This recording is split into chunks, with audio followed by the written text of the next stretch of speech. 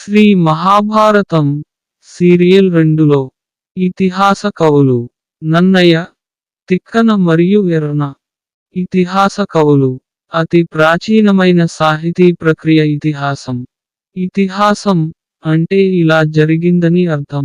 గతించిన రాజవంశాలు, జాతుల సమాచారం, చారిత్రక సన్నివేశాలను ఇతిహాసం వివరిస్తుంది.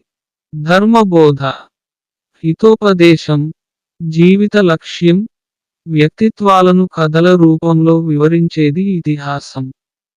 సంస్కృత ఇతిహాసాలైన రామాయణ, భారతాలు తెలుగులోకి వచ్చాయి. ఇతిహాస కవులు తెలుగులో మొదటి ఇతిహాసం ఆంధ్ర మహాభారతం. ఆ తర్వాతది రామాయణం. ఆంధ్ర మహాభారతానికి మూలం సంస్కృత భారతం లేదా వ్యాస భారతం. మహాభారతాన్ని పంచమవేదం అంటారు. వైశంపాయనుడు జనమేజయ మహారాజుకు వినిపించింది భారతం.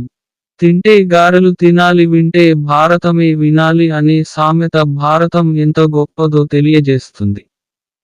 మహాభారతంలో 18 పర్వాలున్నాయి. వీటిలో 5 పర్వాలు యుద్ధానికి సంబంధించినవే. ప్రధాన కథకి అనుబంధంగా కథలో కథ ఉన్నది ఉపాఖ్యానం. నన్నయ, తిక్కన, ఎర్న అనే కవిత్రయం వల్ల తెలుగువారికి మహాభారతం లభించింది. సంస్కృత భారతం చాలా విస్తృతంగా ఉంటే కవిత్రయ భారతం ఎంతవరకు అవసరమో అంతవరకే ఉంది.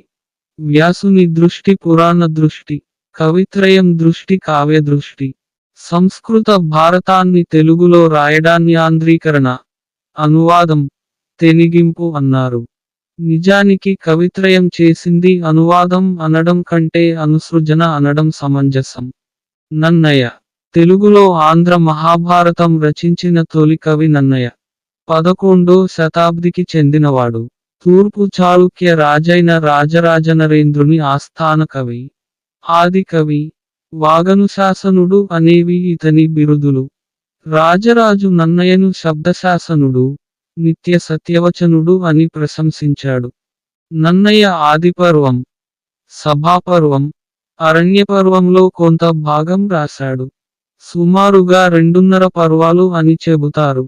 ఉదంకోపాఖ్యానం, కద్రు వినతల కథ, యయాతి చరిత్ర, శకుంతలోపాఖ్యానం, కర్ణ జనన వృత్తాంతం లాంటి ఉపాఖ్యానాలు నన్నయ భారతంలో ఉన్నాయి. తిక్కన 13వ శతాబ్దం నాటి కొట్టరువు తిక్కన నెల్లూరు నివాసి. మనుమసిద్ధి మంత్రి, రాజనీతి చతురుడు, రాయబారిగా అనుభవం ఉన్నవాడు. ఉభయ కవి మిత్రుడు, కవిబ్రహ్మ అనే బిరుదులు ఉన్నాయి. మహాభారతంలో 15 పర్వాలు రాశాడు. విరాట పర్వం 4వది నుంచి ప్రారంభించాడు. తన భారతాన్ని హరిహరనాథుడికి అంకితమిచ్చాడు. తిక్కన శివకేశవుల అభేదాన్ని ప్రకటించాడు. తన తొలి రచన నిర్వచనోత్తర రామాయణం కావ్యాన్ని మనుమసిద్ధికి అంకితమిచ్చాడు. తిక్కన భారతంలోని అతి ముఖ్యమైన ఉపాఖ్యానాలు సంజయ రాయబారం, శ్రీకృష్ణ రాయబారం, కీచక వధ, అభిమన్యు వధ, యుద్ధ పంచకం. తిక్కన కంద పద్యాలకు ప్రసిద్ధి. తిక్కన శిష్యుడైన కేతన తన తొలి కథా కావ్యమైన దశకుమార చరిత్రను తిక్కనకు అంకితమిచ్చాడు. సుమతి శతకం రాసిన బద్దెన కవి 13వ శతాబ్దం నాటివాడే. ప్రథమాంధ్ర పురాణం మార్కండేయ పురాణం రాసిన మారన కూడా తిక్కన సమకాలీకుడే. ఎర్న కవిత్రయంలో 3వవాడు చదలవాడ ఎర్న. 14వ శతాబ్దానికి చెందినవాడు. అద్దంకి ప్రభువు ప్రోలయ వేమారెడ్డి ఆస్థాన కవి. శంభుదాసుడు, ప్రబంధ పరమేశ్వరుడు అనే బిరుదులున్నాయి. ఎర్న రచనలు రామాయణం, ఇది అలభ్యం, ప్రోలయ వేమారెడ్డికి అంకితం. నృసింహ పురాణం, అహోబిల నృసింహస్వామికి అంకితం. ఇది తెలుగులో తొలి క్షేత్ర మహాత్మ్య కావ్యం. అహోబిల క్షేత్ర వైభవాన్ని వర్ణించాడు. హరివంశం, ఆంధ్ర మహాభారతం, అరణ్యపర్వశేషం. ఎర్నకు ప్రబంధ పరమేశ్వరుడు అనే బిరుదు రావడానికి కారణం నృసింహ పురాణం అని కొందరు, హరివంశం అని మరికొందరు చెబుతారు. వర్ణనా నైపుణ్యం ఎర్నలో ఎక్కువ కాబట్టి ప్రబంధ పరమేశ్వరుడు అనే బిరుదు వచ్చింది. ఎర్న భారతంలో ధర్మవ్యాధోపాఖ్యానం, కర్ణ జనన వృత్తాంతం, ఘోషయాత్ర, సావిత్రి ఉపాఖ్యానం ముఖ్యమైనవి. శ్రీనాథుడు సూక్తి వైచిత్రిని ఎర్న కవితాగుణంగా పేర్కొన్నాడు. నన్నయ అసంపూర్ణంగా వదిలిన అరణ్యపర్వ భాగాన్ని ఎర్నతద్రచనయక పూరించాడు. అంటే నన్నయలా రాశాడు. నన్నయ మధ్యాక్కర పద్యం రాస్తే ఎర్న రాశాడు. ఎర్న సమకాలీకుల్లో నాచన సోమన ముఖ్యుడు, ప్రతిభావంతుడు. నాచన సోమన హరిహర బుక్కరాయల ఆస్థాన కవిగా ఉన్నాడని చెబుతారు. ఈయన కడప జిల్లాకు చెందిన కవి అని చరిత్రకారుల అభిప్రాయం.